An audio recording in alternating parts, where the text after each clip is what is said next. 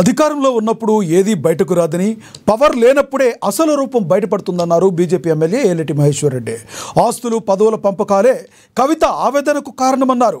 Trouble shooter అని చెప్పుకుంటున్న కేసీఆర్ కూతురే అంతర్గత విషయాలు చెబుతూ ఆయన ఏం చేస్తారని తెలిపారు. బీఆర్ఎస్లో ఉన్న బీజేపీ కొవ్వొట్టులు ఎవరో కవితే చెప్పాలంటున్న బీజేపీ నేత మహేశ్వర్ రెడ్డితో మా ప్రతినిధి భవిత ఫేస్ టు ఫేస్.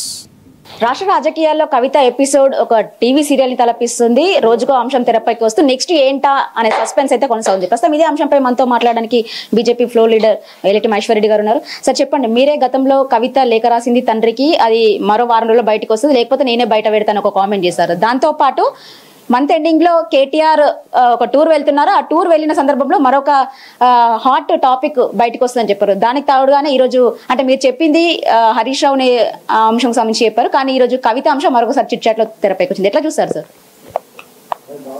చూడండి, కవిత అంతర్గతంగా కుటుంబంలో జరిగినటువంటి అనేక అంశాలు కానివ్వండి, పార్టీలో ఉన్నటువంటి అనేక అంశాల మీద కవిత తండ్రికి తన ఆవేదనతో రాసినటువంటి లెటర్ విషయంలో ఎస్, నేను చెప్పిన మాట వాస్తవమే, బయటకు వస్తుందని చెప్పాను, బయటకు వచ్చింది. గతంలో కూడా నేను అంశం మీద మాట్లాడినా.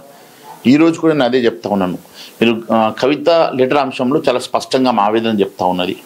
మరి పదవులు కానీ లేకుంటే ఆస్తుల్లో కానీ అన్నకు ఇచ్చిన ప్రాధాన్యత నాకు ఎందుకు ఇవ్వడం లేదని చెప్పి ఆమె పార్టీలో ఎందుకంటే ఎప్పుడైతే కుటుంబంలో కలహాలు మొదలైతాయో అప్పుడు కుటుంబంలో ఉన్నటువంటి కలహాలు జనరల్గా అది అంత ఈజీగా ప్యాసిఫై అయ్యే అవకాశం ఉండదు. ఈరోజు ట్రబుల్ షూటర్ అని చెప్పుకునేటువంటి కేసీఆర్ ఇలా ట్రబుల్లో పడ్డాడు. ఆయనకి ఈరోజు ఇటు కూతుర్ని అటు కొడుకుని కూడా ప్యాసిఫై చేయలేని పరిస్థితిలో ఆయన ఉన్నాడు. ఆయన ఇలా ఒకవైపు ఫామ్ హౌస్కి పరిమితమైనాడు. మరి పూర్తిగా పతనమయ్యే పరిస్థితిలో ఈరోజు టీఆర్ఎస్ పార్టీ ఉన్న పరిస్థితుల్లో ఈరోజు ఖచ్చితంగా టీఆర్ఎస్ పార్టీ చీలిపోతుంది. టీఆర్ఎస్ పార్టీ నుంచి నాయకులు చాలామంది వెళ్ళిపోతారు. రేపు కాంగ్రెస్ పార్టీకి ప్రత్యామ్నాయంగా భారతీయ జనతా పార్టీయే ఉంటుందని తెలియస్తాం. ముఖ్యంగా గతంలో వాళ్ళ అధికారంలో ఉన్నప్పుడు ఎలాంటి చిన్న అంశం కూడా బయటికి రాలేదు. అధికారం కోల్పోయినాక ఎన్నో పరిణామాలు జరిగినాయి వాళ్ళ కుటుంబంలో. అంటే ఇది కేవలం పదవులు పార్టీ పంపకాలే అంటారు, ఇంకేమైనా అంశం ఉందంటారా? ఎప్పుడైనా అధికారం ఉన్నప్పుడు ఎన్ని పెద్ద ఇష్యూస్ ఉన్నా కూడా బయట మాట్లాడడానికి ఇష్టపడరు. ఎప్పుడైతే పార్టీ భవిష్యత్తు ఉండదని తెలిసి పార్టీ మళ్ళీ అధికారంలో రాదని తెలిసినప్పుడే అందరి నోరులు లేస్తాయి. ఈరోజు అదే పరిస్థితి.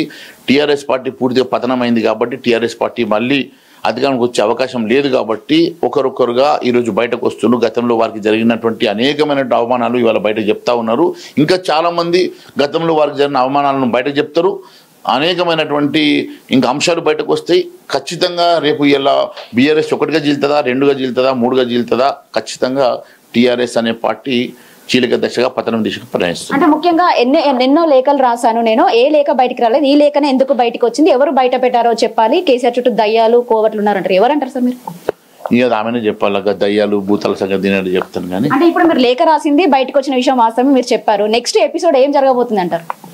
ఈ ఎపిసోడ్లు జరుగుతాయి, ఏం జరుగుతాయి, చీలిక దిశగా నడుస్తుంది. చీలిక వస్తుంది. పార్టీ బీఆర్ఎస్ లో బీజేపీ కోవట్లు ఉన్నారు అని ఒక కామెంట్ చేస్తుంది, ఎలా చూస్తారు? ఇక ఆమెనే అడగాల, ఎవరు ఆమెనే చెప్పాలి. ఇప్పుడు ఆమె అది చెప్పినప్పుడు కోవట్లు ఉన్నారని చెప్పినప్పుడు అదెవరు కూడా ఆమె చెప్తే బాగుంటుంది. అంటే ఎన్ని జరుగుతున్నా కేసీఆర్ స్పందించకపోవడం ఎలా చూస్తారు సార్?